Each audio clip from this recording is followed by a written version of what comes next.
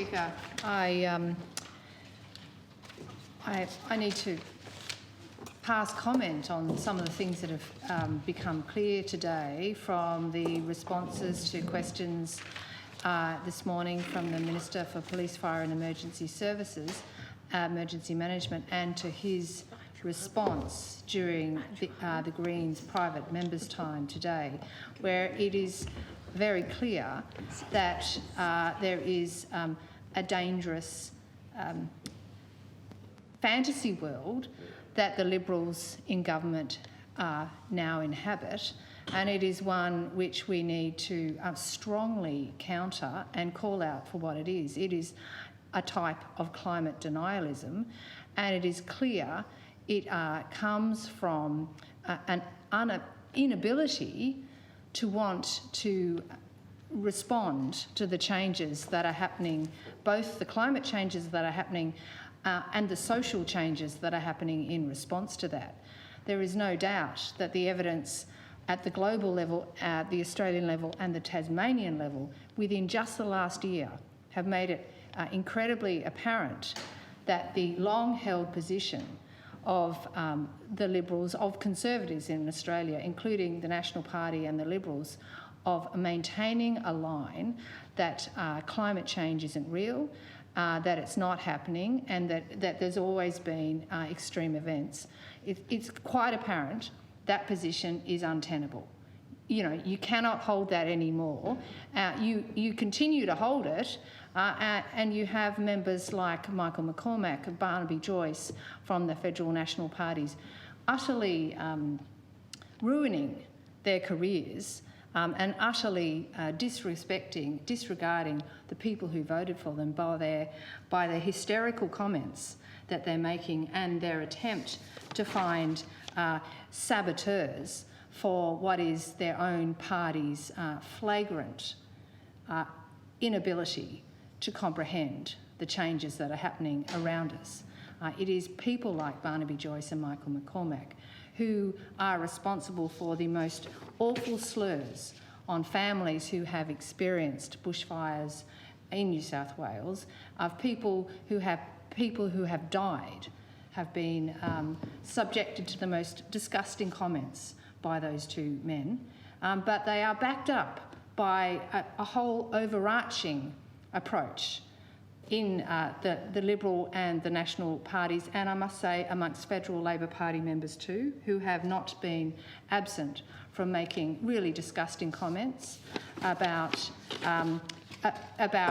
denial of the climate reality that's happening, and pointing the finger at the Greens, pointing the finger at people who talk about the reality of climate heating and how it's creating supercharged mega fires and the damage that is happening across rural Australia right now. So the changes that we heard the Minister this morning talking about a fantasy story, a spurious idea that somehow the bushfires that we've experienced in mainland Australia, the ones that we experienced here in Tasmania only a couple of weeks ago, are due to inadequate backburning, insufficient burning. A fuel reduction is somehow to blame for these ever more serious whole region megafires that are occurring across the landscape. It is an utter nonsense.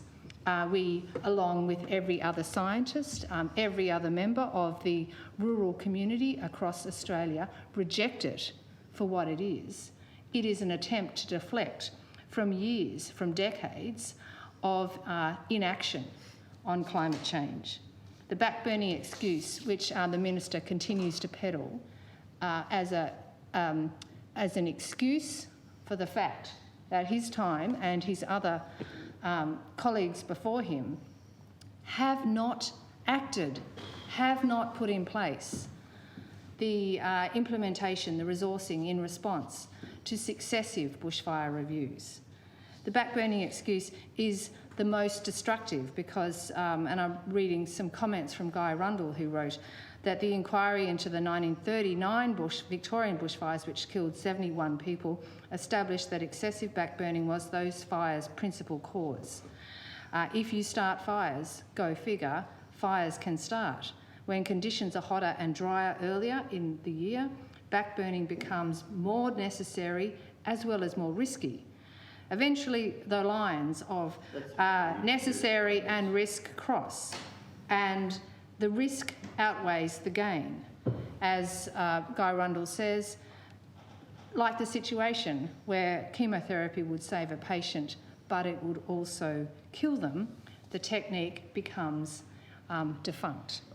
So the relentless invoking of backburning and other techniques is just an example of the quackery and the pseudo-religious thinking that people in the Liberal Party have about this topic, as though there is something magical and fantastical about the Greens' power to create megafires in the landscape, because once there was a change in fuel reduction policy or fuel reduction decision for 1 year for one part of the landscape. So what a joke and what a disgrace for the people in Hobart, for the people across rural Tasmania who are at high risk of fires this season, because this minister is a climate denier who is refusing to act now on the reality of climate change, let alone prepare us for the future. Today, we are not prepared for this fire season because he is continuing to treat this as a business as usual situation.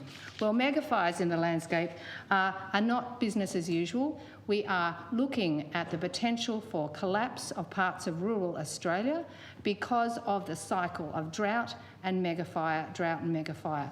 As has happened in California, some communities are becoming uninhabitable because of that cycle. We will get to a point has expired. where we do not have time to change.